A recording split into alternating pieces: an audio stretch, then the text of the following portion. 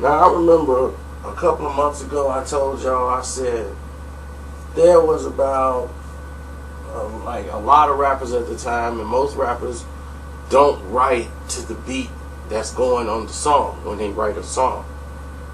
And people's like, how does that even work? How do you write a song? And then I was like, if you know your song, you can spit it to anything.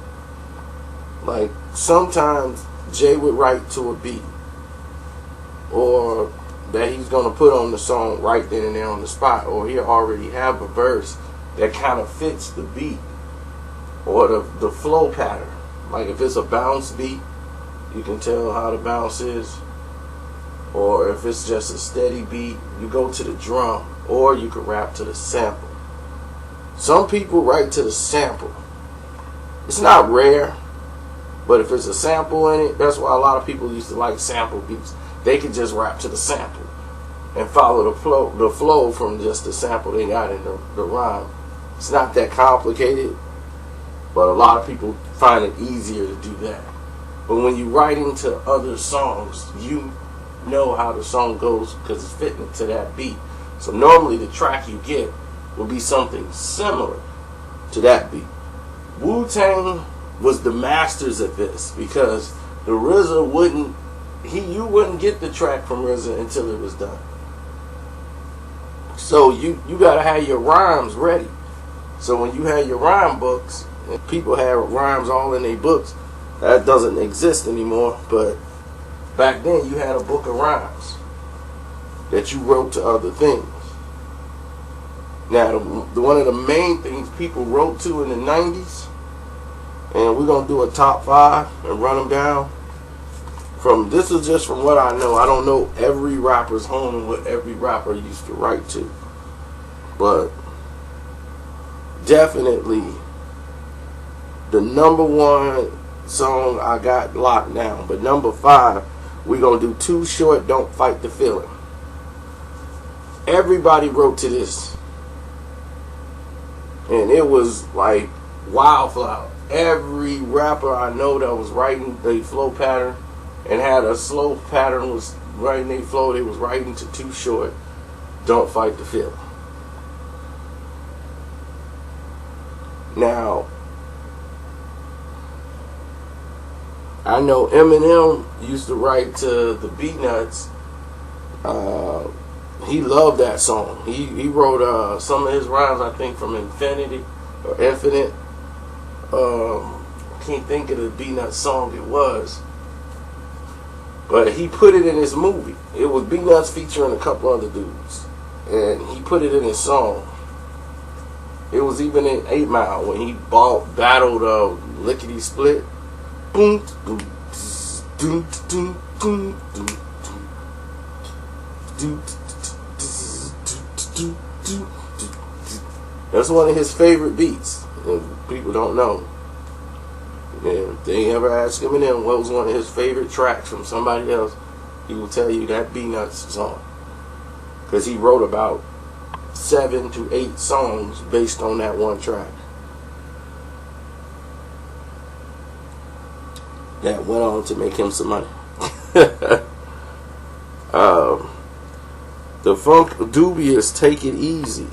We'll put that at number 4 because that track there was very simple pattern to follow to. Plus it was easy on the ears, and it was hip hop, you know. And a lot of people ain't gonna tell you that, but that's what they listen to. And what's his name?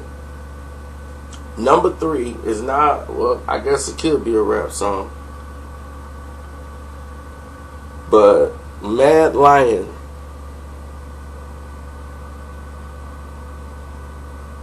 No, that's what it was. Mad Lion is Take It Easy. Funkdoobiest was the Lost in Thought. That's what it was. It was Lost in Thought for Funkdoobiest.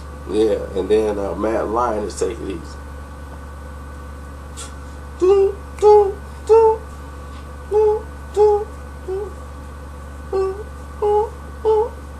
Biggie wrote to that. Of course, he did a remix to It's Unbelievable using that beat, but he wrote to that song to make a couple of remixes and feature appearances. He was writing to that beat all the time. He had that Mad Lion disc in his thing.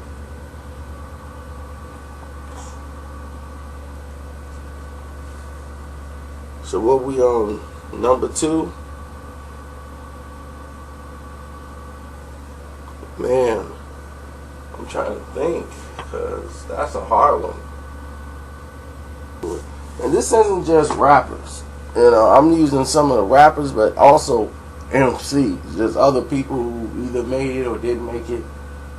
Like tracks people were going grabbing a pen and going back writing to.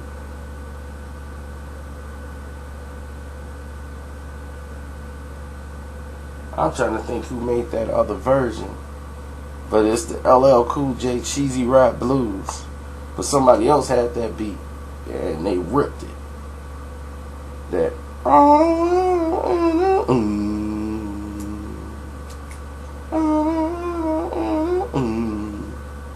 somebody else had that beat and they ripped it apart.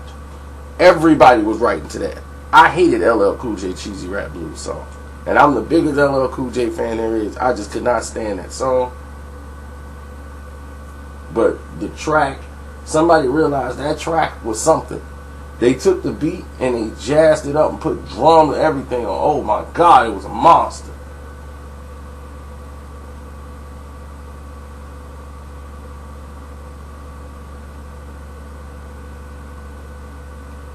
And then the number 1 beat everybody wrote to, basically, that I know when I was a writer at that time was, jeez, that's hard, because this isn't really a rap song, so we're going to give an honorable mention to Flashlight by Parliament. In the 80s, everybody was writing rhymes to Flashlight in Parliament. So it wasn't just no Dr. Dre and West Coast. No. Parliament, Flashlight. Anything by the old, like Temptations, Harold Melvin and the Blue Notes, people was writing songs to these beats and tracks. Jay wrote everything to Renee and Angie. Angela Winbush. You gotta give a lot of shout outs to these people, man. It's a ton of them I can't even really mention. And then another track that people was writing to was Confidence by Evidence from Dilated Pupils. They used to be from Dilated. And they became Evidence. They did Confidence. Everybody's writing off that. They ain't gonna tell you that, but this is like something recent. What was one of the most recent tracks I heard people rap to? The most recent track I heard people rap to was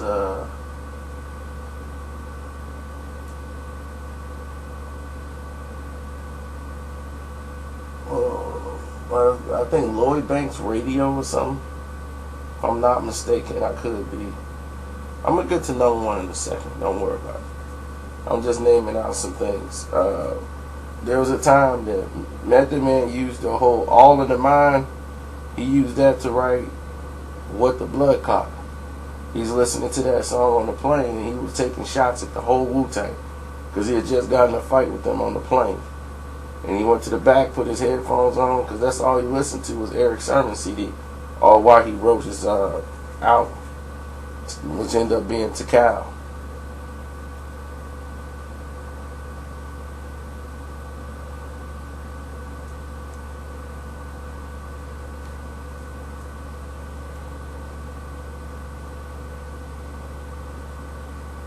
But what was the number 1 song? That's tough. But to some, it is.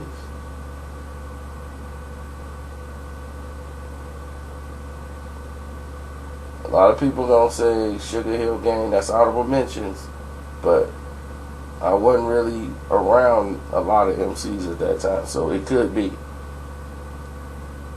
That's a little bit out of my realm of me being around MCs. But one of them I do know that they wrote to, and it is the number one, and that is Lottie Dottie. Lottie Dottie was the most written song that had to do with rappers.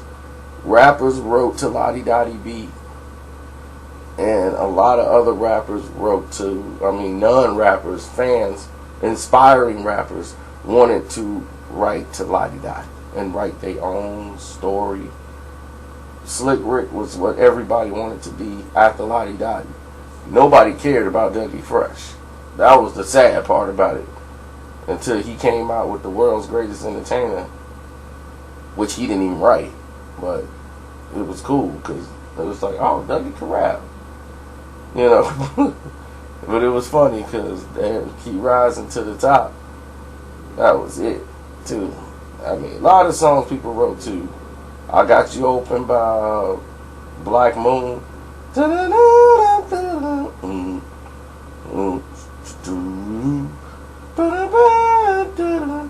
Don't front, you know, I got you open. Is the other chance to hit me. Your other chance to grow. Jamal wrote his whole, almost half his album, Last Chance No Breaks. Jamal from Illegal, listening to that album. The Black Moon album.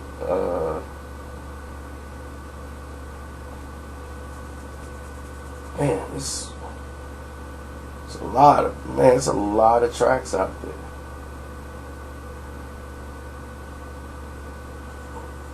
I mean, what's his name? Did EPMD wrote an album strictly off Cool G rap, Brother on the Run.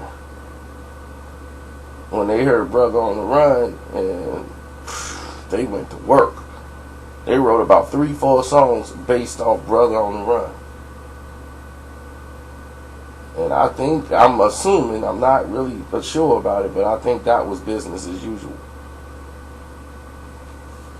That album there, but Brother on the Run is like one of their favorite songs from Cool G Rap.